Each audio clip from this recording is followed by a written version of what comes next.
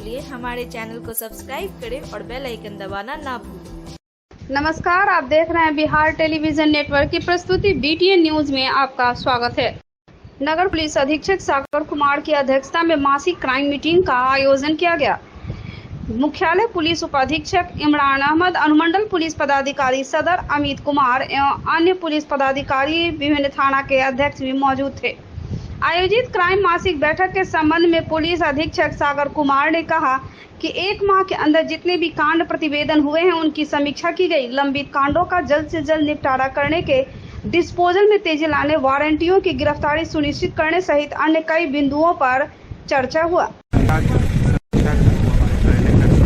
किया गया था जिसमें जितने भी इस माह के कांड प्रतिवेदित हुए हैं उनकी समीक्षा जो है हमारे स्तर से किया गया है और उनके गंभीर प्रकृति के कांड की जो अनुसंधान रिपोर्ट नहीं है उनका भी समीक्षा किया गया है। जो अभी गिरफ्तारी हेतु फरार हैं उनकी गिरफ्तारी हेतु दिशा निर्देश दिया गया है।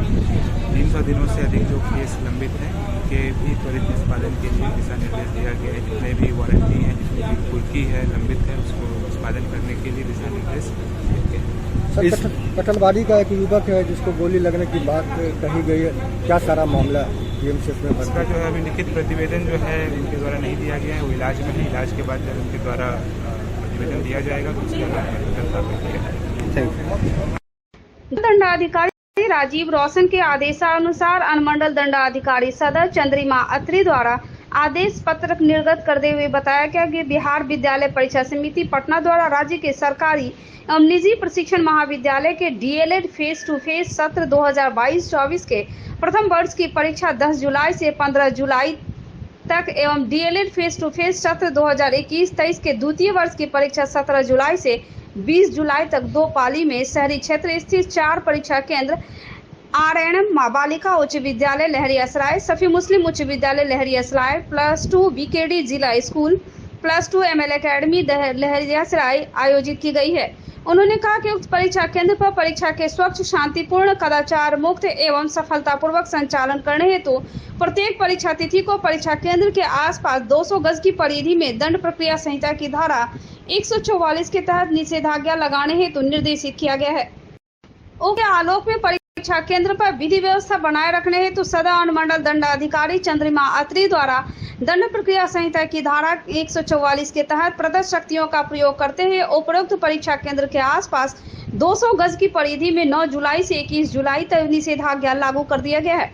उन्होंने कहा कि इस आदेश के तहत संबंधित परीक्षा केंद्र के 200 गज के व्यासार्ध में शांति भंग करने के उद्देश्य से 5 या उससे अधिक व्यक्तियों के एकत्रित होने, आग्नेयास्त्र या अन्य घातक हथियार, विस्फोटक आदि लेकर चलने पर पूर्ण पाबंदी रहेगी। वहीं 7 बजे पूर्वाह्न से 6 बजे अपराह्न तक ध्वनि विस्तारक यंत्र के प्रयोग या उपयोग में भी निषेधाज्ञा जारी किया गया है। उन्होंने कहा कि परीक्षा केंद्र के अंदर परीक्षार्थी और परीक्षा से संबंधित अन्य सभी व्यक्ति mobile phone, Bluetooth, WiFi, gadgets, electronic pen, pencil, whitener, eraser, blade, cellular phone या अन्य कोई भी इलेक्ट्रॉनिक्स उपकरण आदि ले जाने पर पूर्ण प्रतिबंध रहेगा। इस आदेश का उल्लंघन करने वाले पर सुसंगत धाराओं के तहत कानूनी कार्रवाई की जाएगी। बीमार नहीं रहा लाचार, हो रहा मुफ्त उपचार। हड्डी नस रोग से संबंधित गंभीर बीमारियों का मुफ्त में इलाज। इंतजार किसका, जाएं सर्राफ ऑर्थो एवं स्पाइन सेंटर और दर्ज कराएं प्रधानमंत्री जन आरोग्य योजना में अपना नाम। विश्व की सबसे बड़ी स्वास्थ्य सुविधाओं का उठाएं लाभ। आधुनिक ऑर्थोपेडिक सुविधा, ऑर्थोस्कोपी, स्पाइन सर्जरी, फ्रैक्चर का अत्याधुनिक इलाज। डॉक्टर SN सर्राफ, डॉक्टर अभिषेक सर्राफ, रीढ़ हड्डी और नस रोग विशेषज्ञ डॉक्टर प्रियंका बी सर्राफ, स्त्री और प्रसूति रोग विशेषज्ञ DMCH के सामने लहरियासराय। दरभंगा, खासकर मिथिला के लोगों के लिए एक बड़ी खुशखबरी है। बिहार की नीतीश सरकार दरभंगा सहित मिथिला के लोगों को बहुत बड़ा तोहफा देने जा रही। जैसा कि आप और हम जानते हैं कि केंद्र की मोदी सरकार द्वारा दरभंगा में उड़ान योजना के तहत विमान सेवा की शुभारंभ की गई।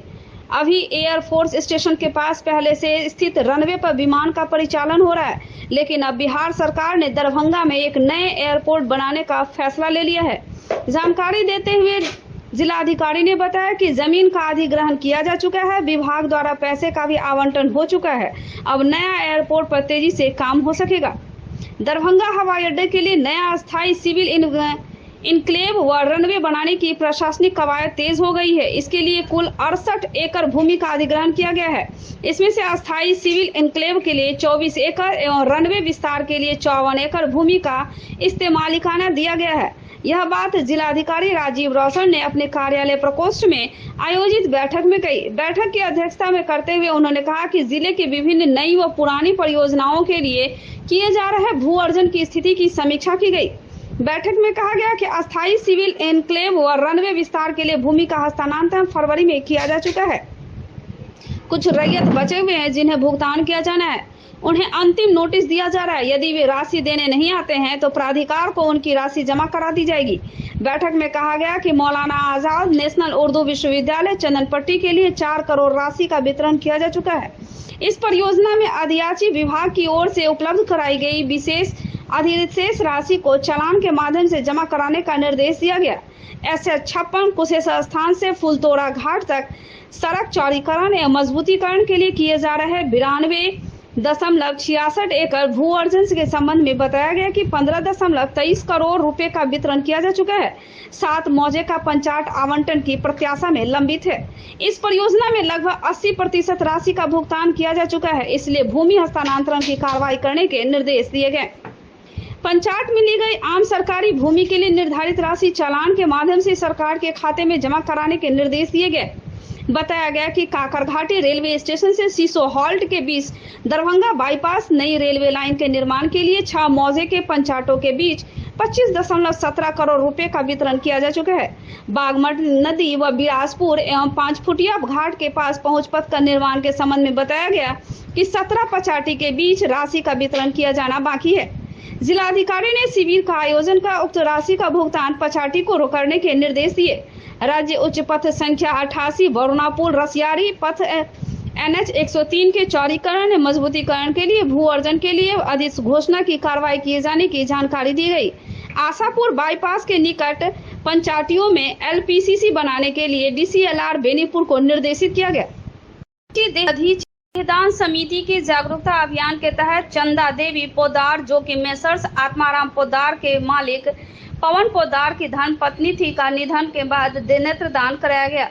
उन्होंने लगभग 15 दिन पूर्व ही स्वर्गीय बद्री प्रसाद महंसरिया के नेत्रदान से प्रेरित होकर अपने परिवारजनों से अपने नेत्रदान की इच्छा जताई थी। उनकी इच्छा का सम्मान करते हुए परिजनों ने उनके निधन के तुरंत बाद दधीची देहदान समिति की दरभंगा इकाई के संयोजक एवं भारतीय रेड क्रॉस सोसाइटी के सचिव मनमोहन सरावगी से संपर्क कर उनके नेत्रदान की इच्छा को पूर्ण करने के लिए इच्छा जाहिर किया। तुरंत ही DMCH के आई बैंक के नेत्रदान प्रभारी डॉक्टर रणधीर से संपर्क किया गया। आई बैंक टीम ने पहुंचकर स्वर्गीय चंदा देवी का नेत्रदान की प्रक्रिया को पूरा किया। चंदा देवी अपने पीछे बहू सीमा पोदार, 3 पुत्रियों सोनिया गुप्ता, अनुराधा मित्तल, श्वेता टिकमानी, पोता मनन मोदार, पोती प्राची पोदार समेत भरा पूरा परिवार छोड़ गई हैं। उनके पति पवन पोदार ने कहा कि अपनी पत्नी की अंतिम इच्छा पूरी कर काफी सुकून की अनुभूति हो रही है एवं उनकी आंखें अगर किसी के काम आ जाए तो इससे अच्छा क्या हो सकता है। पोते मनन पोदार ने बताया कि उनकी दादी पिछले कई दिनों से यह कह रही थी कि मरणोपरांत उनका नेत्रदान जरूर करवाना। मौके पर उपस्थित प्रमंडलीय वाणिज्य एवं उद्योग परिषद के प्रधान सचिव सुनील जैन ने कहा कि नेत्रदान कर 2 लोगों के जीवन में उजियारा लाने से बड़ा पुण्य का काम क्या होगा। वहीं बिहार प्रादेशिक मारवाड़ी सम्मेलन के अध्यक्ष प्रोफेसर अशोक पोदार ने मैत्रिक नेत्रदान चंदा देवी पोदार के परिजनों के संकल्प को धन्यवाद दिया। शक्तिधाम सेवा समिति के अध्यक्ष पवन बगरिया ने कहा कि समाज का यह कर्तव्य है कि परिवार में अगर किसी की मृत्यु हो जाती है तो उनका नेत्रदान कर 2 लोगों को रोशनी देने का संकल्प लेना चाहिए। मौजूद सभी लोगों ने नेत्रदान के अभियान को आगे बढ़ाने और नेत्रदान के प्रति अपना संकल्प जाहिर किया। समिति के कार्यकारिणी सदस्य संजय खटिक ने नेत्रदान को पूरा कराने में महत्वपूर्ण भूमिका निभाई। समिति के स्थानीय संयोजक में रेड क्रॉस के सचिव मनमोहन सरावगी ने कहा कि महर्षि दधीची की परंपरा को आगे बढ़ाते हुए अब समाज के लोग जिस प्रकार आगे आ रहे हैं वह दिन दूर नहीं कि कोई भी व्यक्ति जिसे डॉक्टर कार्निया प्रत्यारोपित करने की सलाह डॉक्टर देंगे, आंख मिलने में कठिनाई होगी, वे दुनिया को देख सकेंगे। उन्होंने कहा कि परिजन अगर चाहें तो उनके मोबाइल नंबर 9431219884 पर संपर्क कर नेत्रदान की प्रक्रिया पूर्ण करवा सकते हैं। नेत्रदान हेतु आई बैंक की टीम का नेतृत्व डॉक्टर नीलेश कर रहे थे एवं डॉक्टर दीपक, सिस्टम पूनम और सिस्टर शिल्पी ने महत्वपूर्ण भूमिका निभाई। निगम के सामान्य बोर्ड की बैठक महापौर अंजुम आरा की अध्यक्षता में आयोजित की गई थी, परंतु किन्हीं वार्ड पार्षद के निधन होने के उपरांत बैठक को तत्काल स्थगित कर दिया गया।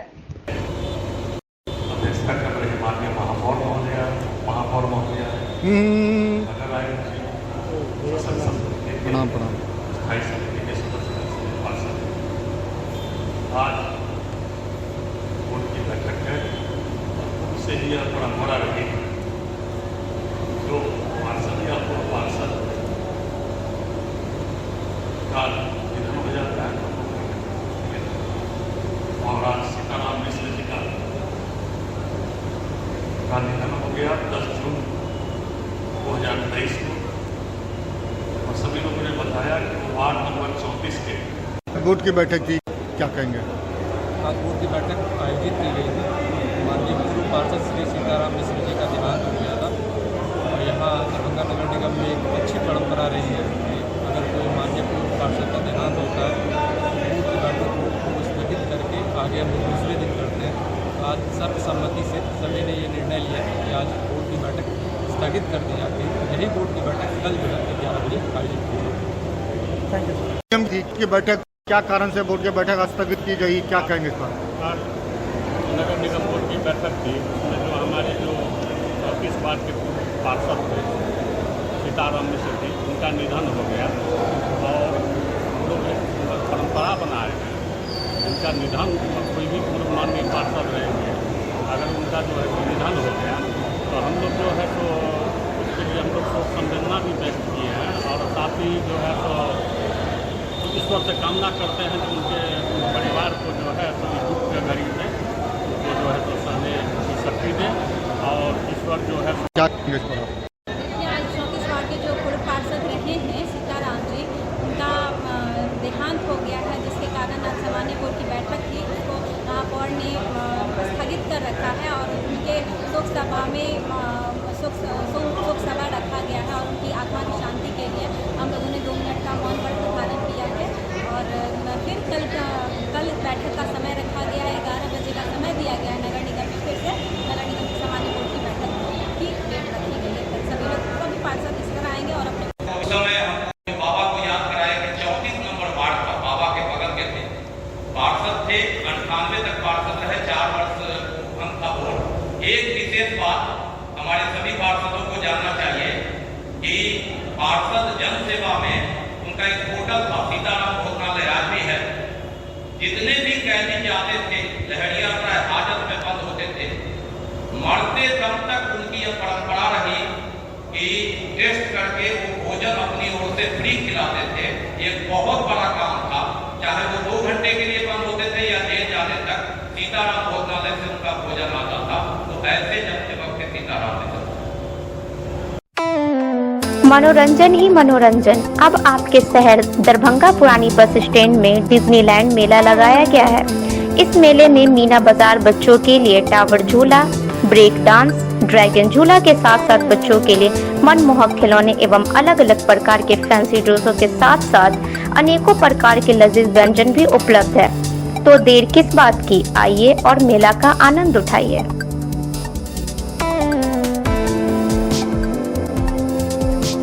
जिला कमेटी के महासचिव रुस्तम कुरैशी ने बयान जारी करते हुए कहा कि कमेटी के अध्यक्ष सिगवतुल्लाह खान डब्बू खान के द्वारा त्याग पत्र देने व कमेटी को भंग करने वाली बात की हमें कोई जानकारी नहीं दी गई है।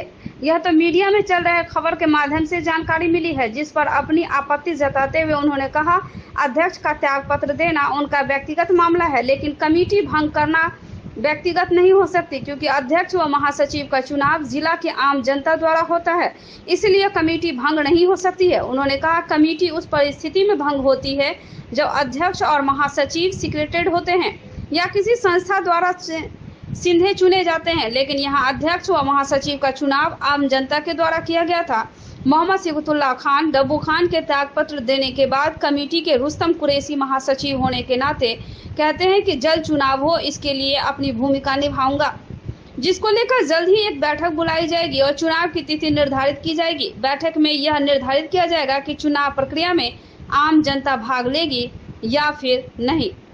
2000 में चुनाव हुई थी और शायद आप लोग भी इसी शहर से हैं। बच्चे से हम लोग यही देखते आए हैं बचपन से कि अवामी मीटिंग हुई, अवामी मीटिंग में जो चुनाव होता है, जिस तरह से हमेशा वो डब्बू भाई चुने गए, उस तरह से इस बार हम लोग पहले तनवीर भाई चुने गए, उससे पहले दुलारे चचा चुने गए, फिर तनवीर भाई हुए, फिर दुलारे चचा हुए, डब्बू भाई हुए, सारे लोग चुने गए।